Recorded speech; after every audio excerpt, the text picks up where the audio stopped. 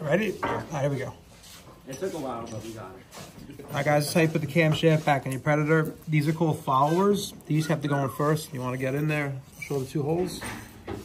So these tulip-shaped pieces are called followers. They push into these holes. There's one for the intake, one for the exhaust.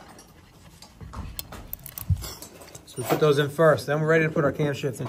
You put the camshaft in, you have to understand that they have to be lined up. It has to do with controlling valve timing. You have a dot. This is the camshaft, this is the gear. You have a dot on the gear, this little dimple. You have another dot over here on the crankshaft gear.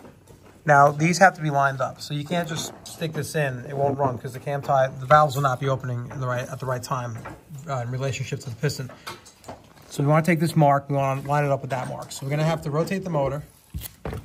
So you got to watch your things like this is your governor. This, depending on what position this is in, this could bind with the crankshaft, so you might want to hold that out. You rotate the motor, the crankshaft. We're trying to bring this timing mark around, somewhere around there.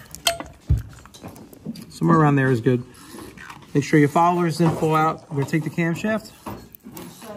That little inset hole right there, that blind hole, that's for the tip. That's for the tip of this camshaft. That's where that.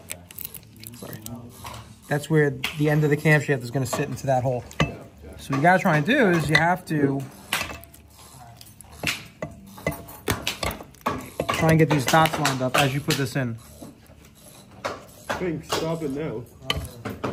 All right, I just got very lucky with that. Those two marks are lined up.